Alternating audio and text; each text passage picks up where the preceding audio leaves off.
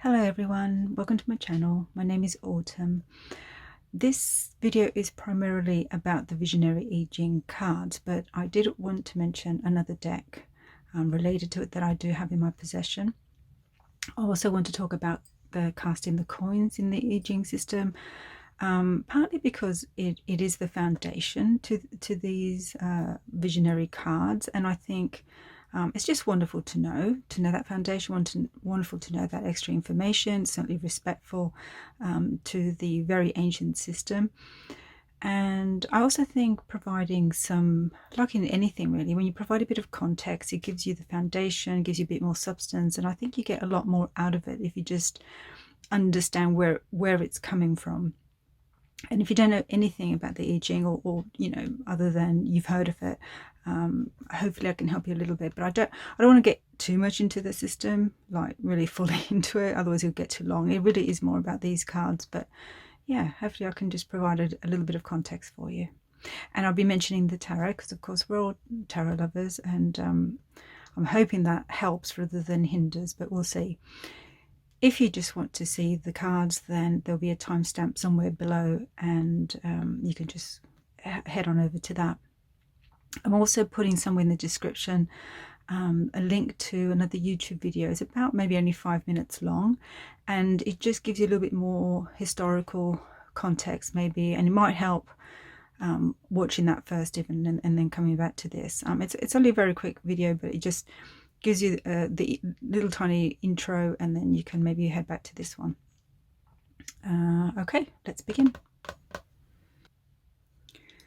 So I-Ching is transliterated as the Book of Changes, and this idea of change is very central, very foundational to the whole system. It was a divination system, and still is. It's something like, I think, 7,000 years old. It's about from the 10th century, and it's evolved, and nobody knows quite sure who really started it. You know, one of those things, but we do have a few people who are associated to it, and in much later centuries, maybe the 5th century, around that time, Confucius was a scholar of it. Okay. Like I said, you can watch that little video that I'll link below, and it gives you just a tiny bit more of that. It's essentially a system of lines, and the coins are used to cast, just the way you would cast bones, the way you cast charms, you cast coins. And I have to say, these coins are really special to me. I bought them in China, and I've had them something like 20 years, 21 years. And my first casting was with bones. I moved on to coins, and then I eventually moved on to charms, and I still use my coins, I still use my bones.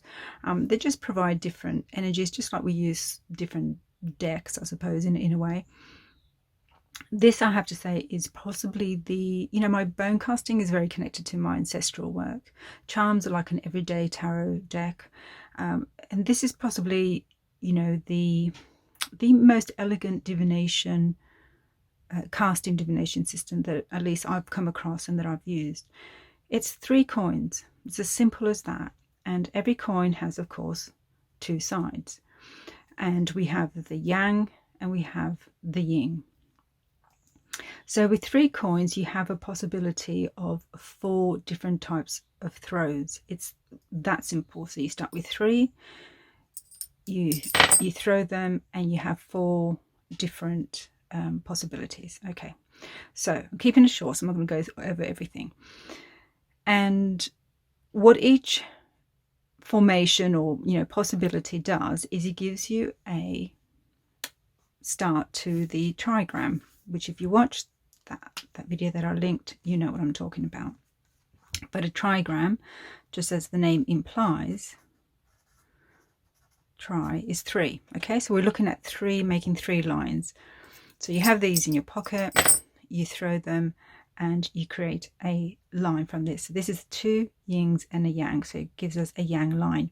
And trigrams and hexagrams, which I will come to, begin at the bottom. So we tend to have in the Western, we start from the top and go down, but it's a bottom-up approach.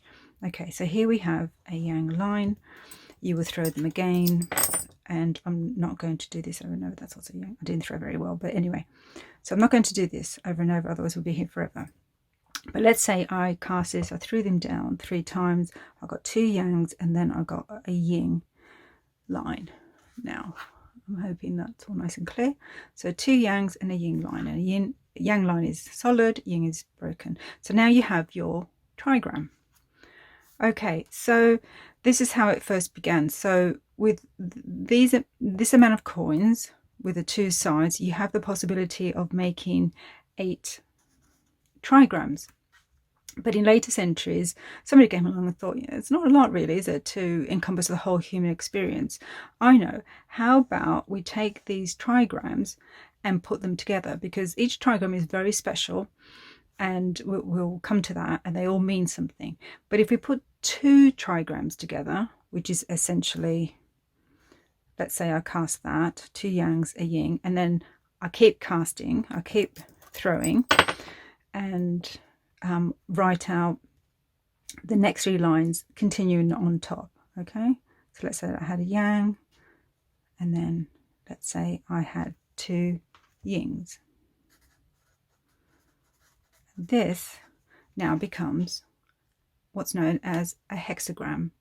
Okay, so you've got 3 lines and you've got 2 sets of 3 lines put all together, and that is known as a hexagram. So now, with combining the two, all the different types of trigrams you can get, which is 8, now you can get as many as 64.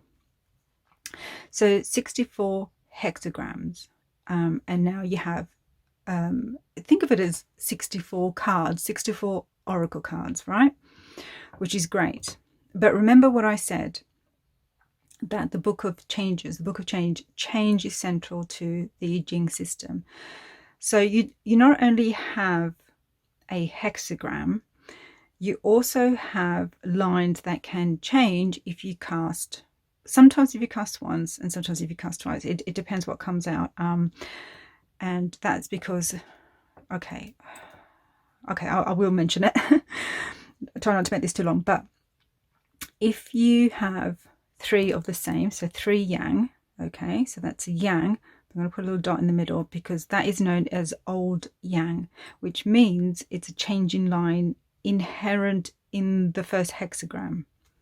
Don't worry, we'll get to that. Okay, so okay, I'm going to do the same as I did on above, but with that one changing line. Okay, so let's say I threw them all over again for a second hexagram. Okay, so I've got my first hexagram. I have a changing line, so I can read this hexagram, right?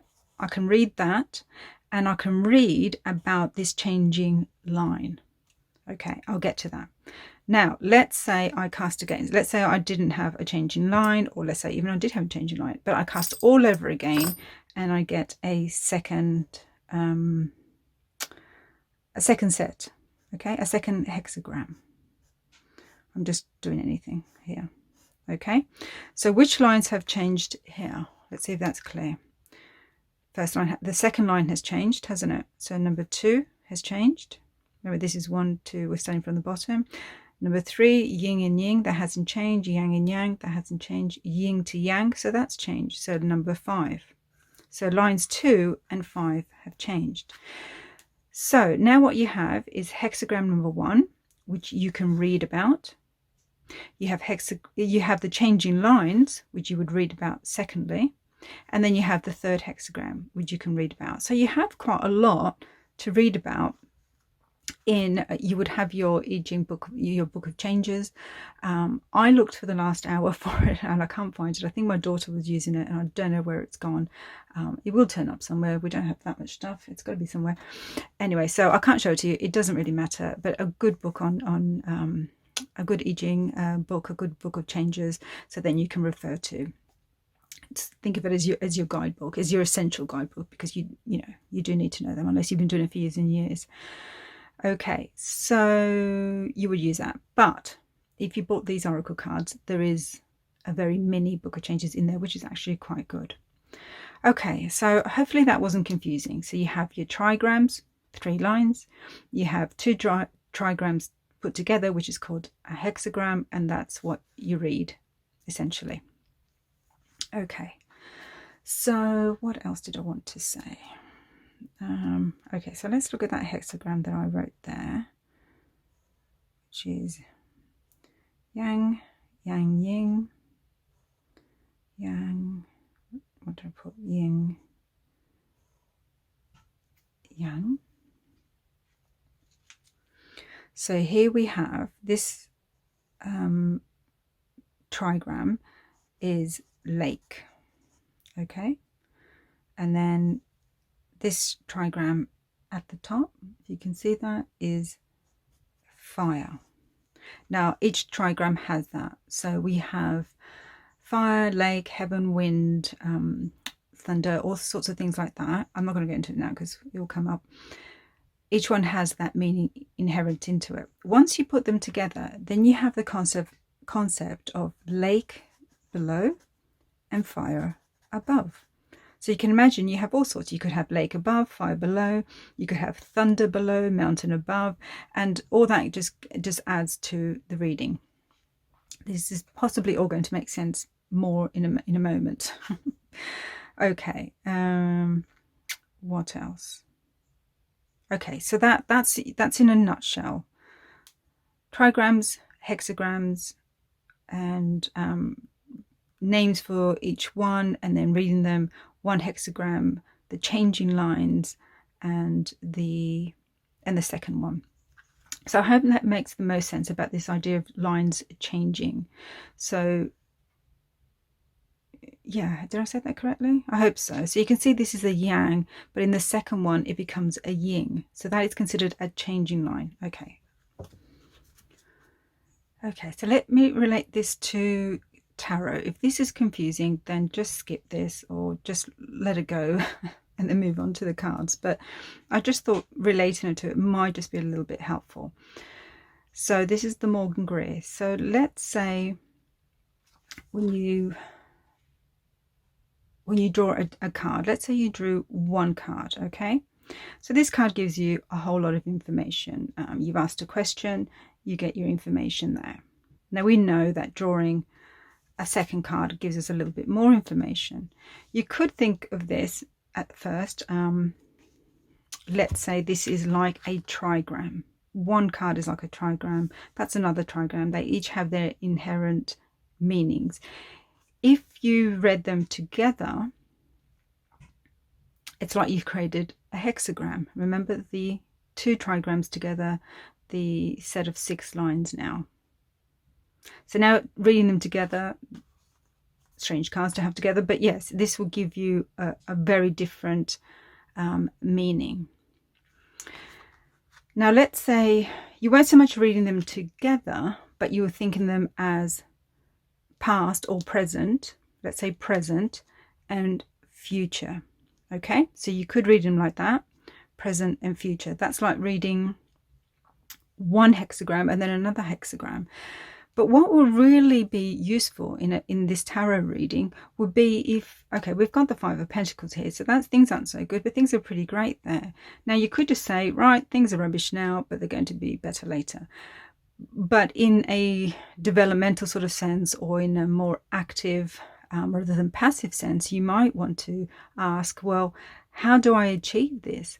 How do I get from here to here? And you could draw a third, and it could be an oracle card or another tarot. And this card now tells you, from here to here, I have to implement this.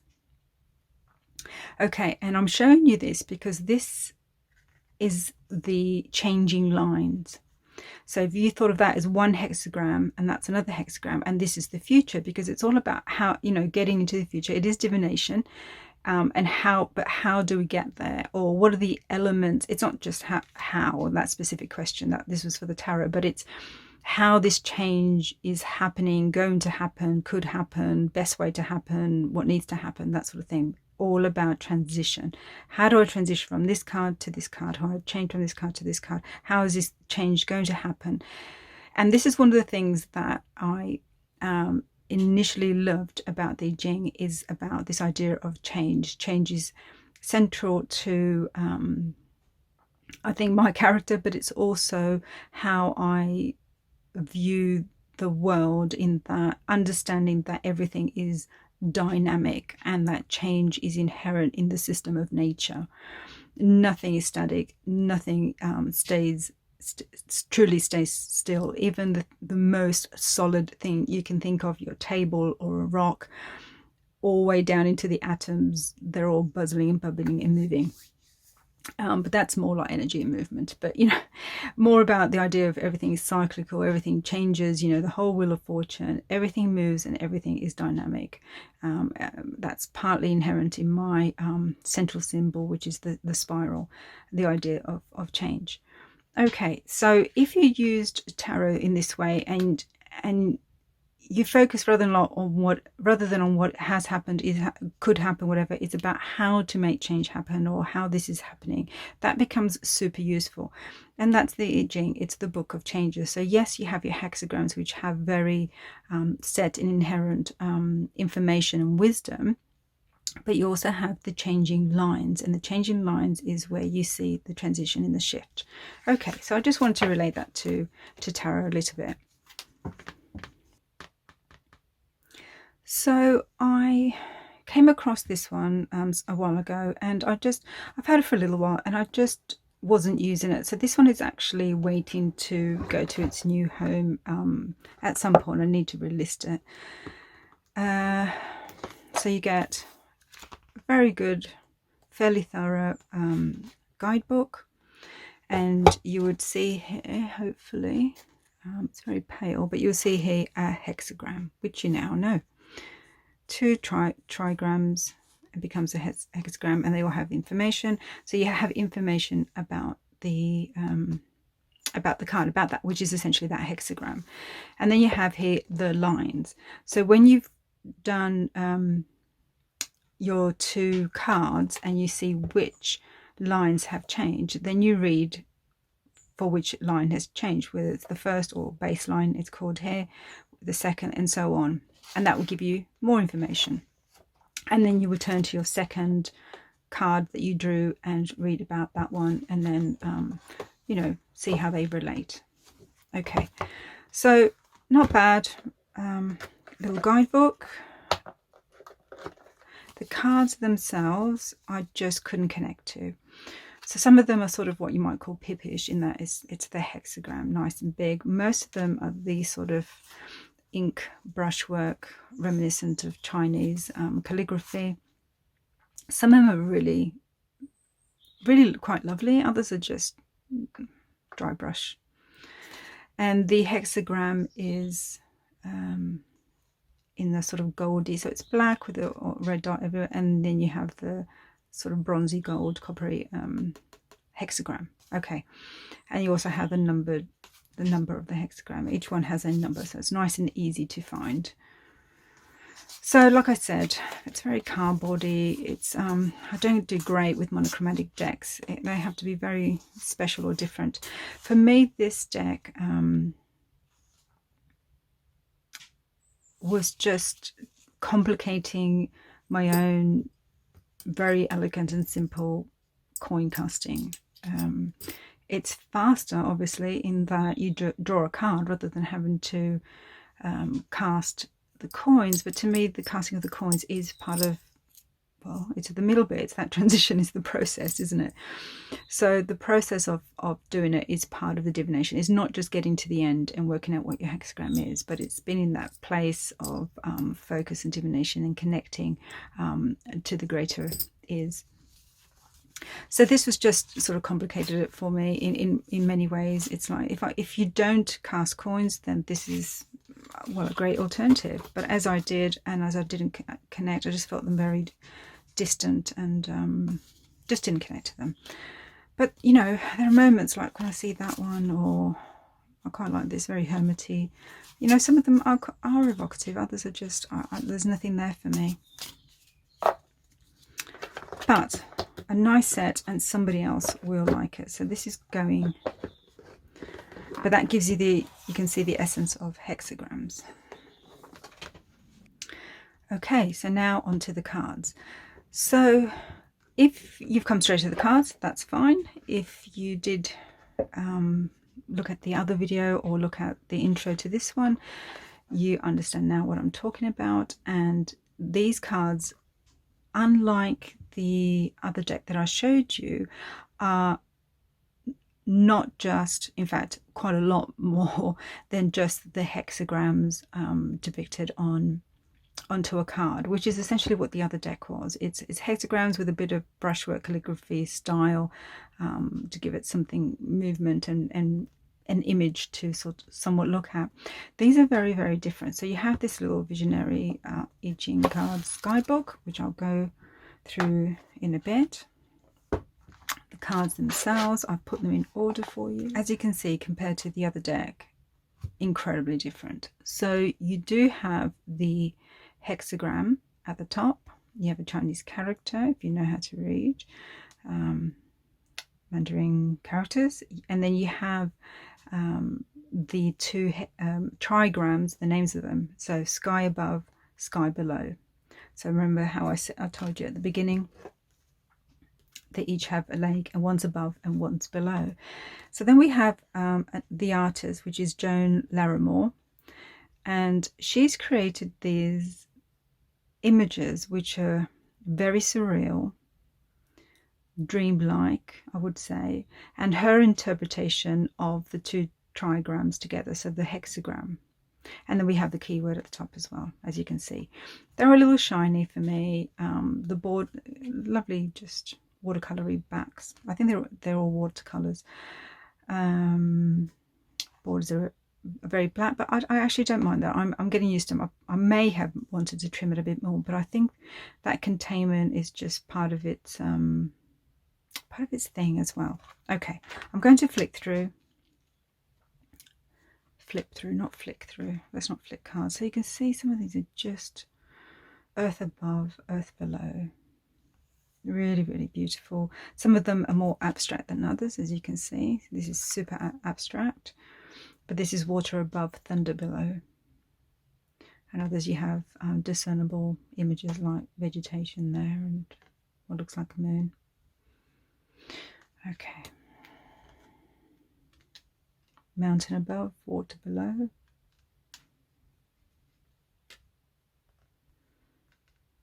Water above, sky below. Sky above, water below. Okay, I'm going to stop talking. I think you can possibly read them anyway. Oh, I just love these stones. So, very different. You've got your hexagram, very tiny though, because these cards are based on the I Ching, but it's about something else completely as well. So this has now many more layers of divination, many more layers of reading. So you have your initial hexagram, you have the second hexagram, you've got the changing lines, and then you also have the artwork. So these are very, very contemplative to me. For meditation, you know, it's just for path working. Really beautiful. You could just sit with the image, I think. The image, the keyword.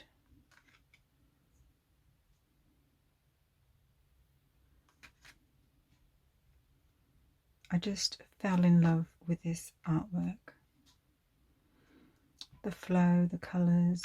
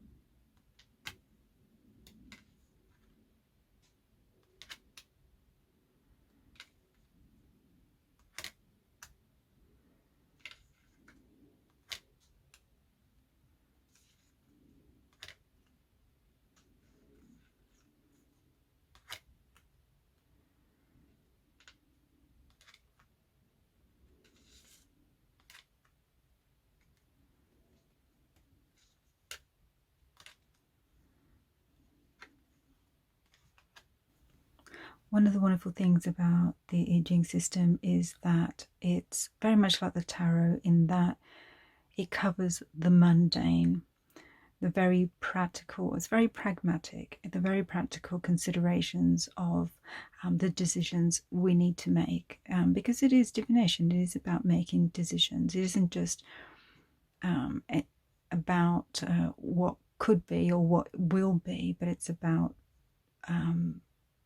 making those choices and having guidance on making the decisions, the choices in our lives.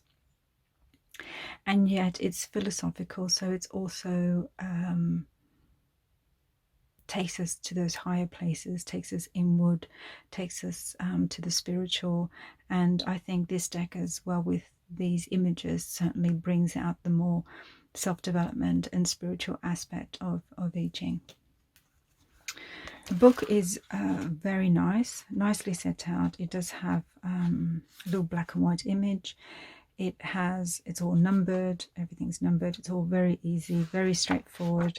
It does have a little bit of, what is the I Ching and context and how to read it. You have there, I think a little explanation of how it's all done. So just enough. It's only short, but it's just enough. And I think in the back you have this wonderful, so you can see here now the 8.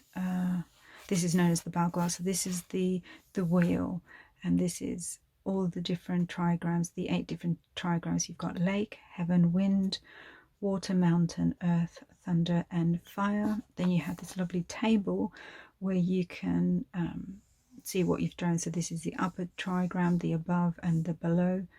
So if you drew water and wind, for instance, it's number 48. Everything's numbered, so you don't actually need this, but this could be a nice handy if you decide to get yourself some coins. You can, this is heads and tails essentially, so you can use any coins, absolutely. This is just, obviously, it's a special thing for me, so I keep them, as these coins, but ordinary coins that you have, you can do. And so I guess this is just a reference, really. You don't really need it. A little bit about the artist there. And the book is nicer than the other deck that I mentioned. I think he connects to the, I'm not saying it's just spiritually based, I just think he articulates it a little bit more, in a more, not just accessible, it's just, I connect to it better. I connect to his writing a little bit better. I think the translations, interpretations are more in line with what I know of the I Ching, the books and the main book that I've used for years and years. I think the expression, that's what it is. It's the way he expresses himself, I think, is a little better than the other one. And as I said, it's quite thorough. So to be honest, you don't need to get yourself another I Ching book. It's all in here. It's only if you really want to go a little deeper, and but honestly, it's very good. It's done very well. It's all you need. So you could use this. You obviously use this with a deck, but you could use this with 3 coins. So okay, so well, they're all in order now, so I'm not going to do a real reading, but let's do an imaginary one. Okay, so you've pulled, I'm not going to put the 2 cards that are together.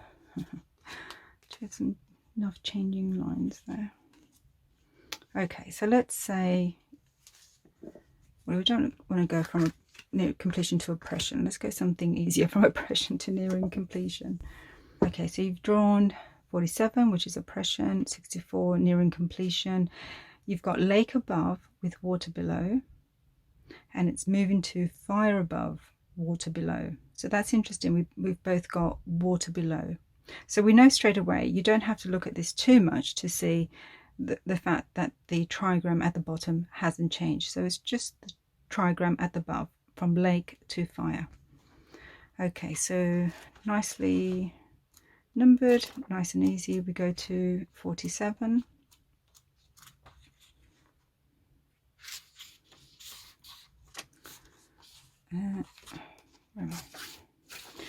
So you would read that. So you have oppression. One image of oppression is a dried up lake bed with scavenger crows stalking the shoreline.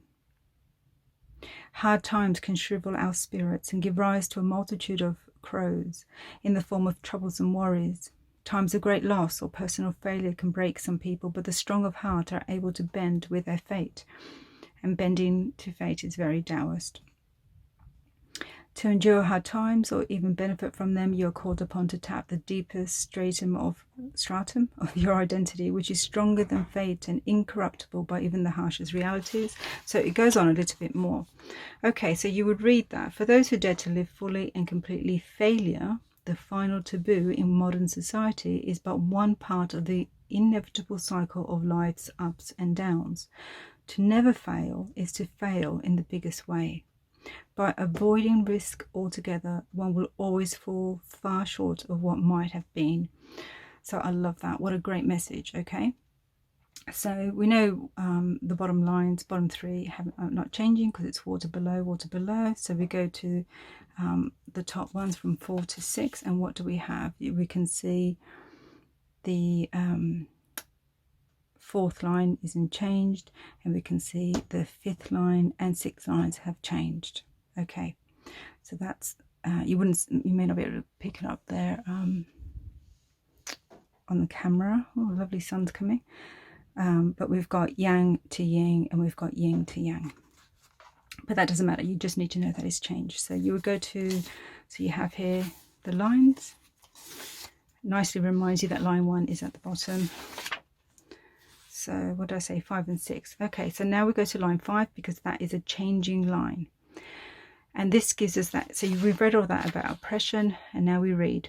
When you find that your best ideas and good intentions are stifled by bureaucrats, now this is governmental and military wordings often, but obviously you change it because it was,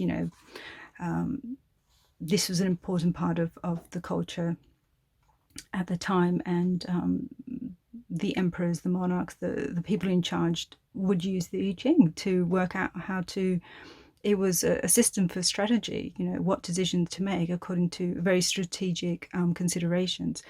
But obviously we can change that in our heads, or understand what bureaucrats means, authority, that sort of thing. So when you find that your best ideas and good intentions are stifled by bureaucrats emitting red tape, your only course of action may be to suffer patiently. Consider your efforts a sacrifice to the gods of efficiency. Yeah, I love that. Okay, so that does require a little bit more possible interpretation on your part. This isn't a tarot. That's a great word. This isn't a tarot or oracle deck that we're more used to. Even though it is very much, it's only just come out, contemporary deck, it is based on this very ancient system. And I do love that he hasn't, he's barely overdone it, to be honest. He hasn't overdone the changes so that he's twisted it and made it sound so modern that he's lost the I Ching itself. So that's why I said this book is very good. That you could use, say, with the coins, or in any way that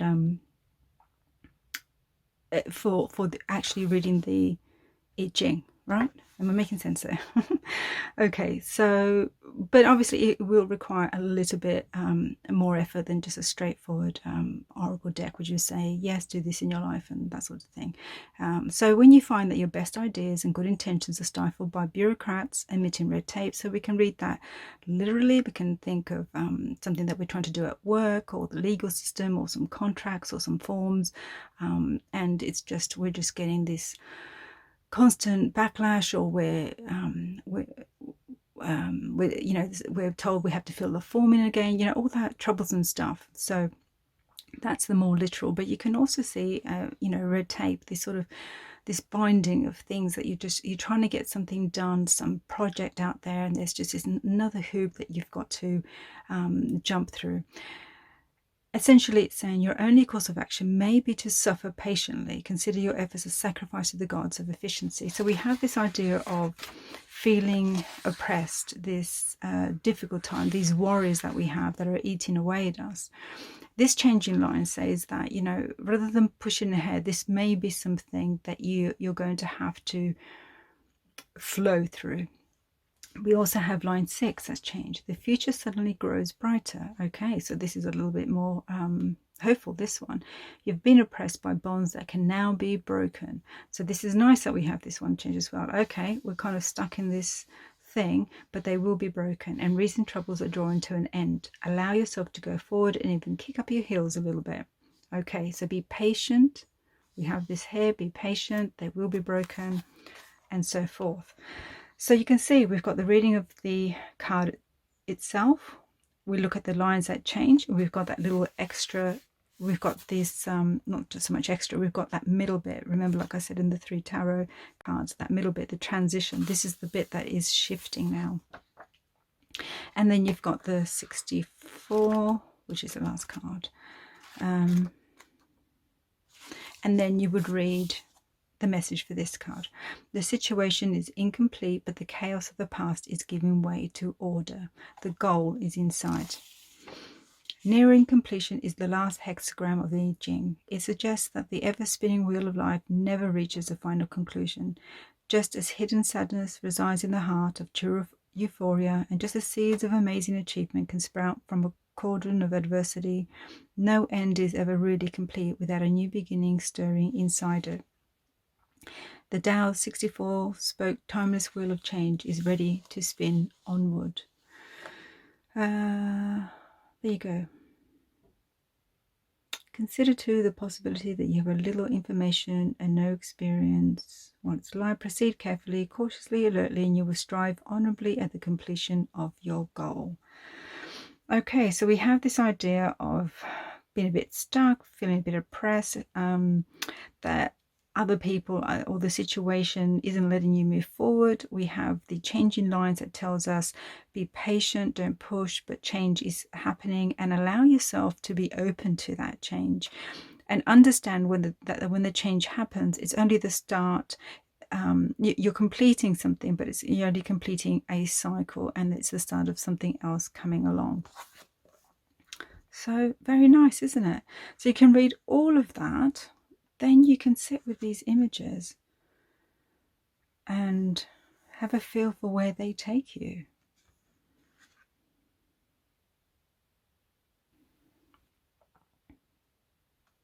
The I Ching has played an ongoing role in my life, and it began with an interest in Taoism, and Taoism is a thread, a very strong thread that runs through my life and my beliefs, and I'm heavily influenced by it, but maybe that's a little bit misleading. It's more that the way I lived my life and the insights and wisdom that I gained from experience, I discovered that the Tao made sense to how I was seeing the world anyway.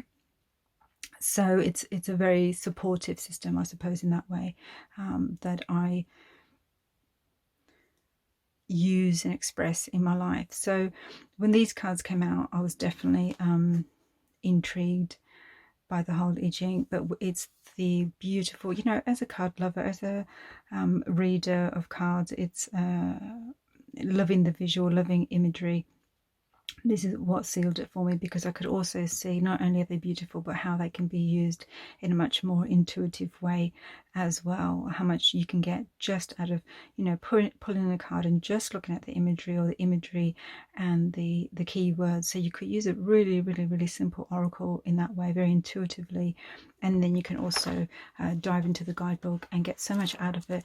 But it's not complex. It's put together very well, much like the I Ching book, it's put together very concisely, efficiently, logically. So there's all of that, and it's a very logic-based system in many ways.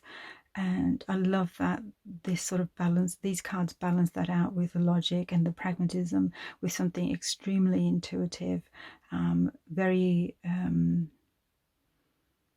and spiritual. Hopefully that was helpful for you. Thanks so much. Blessings.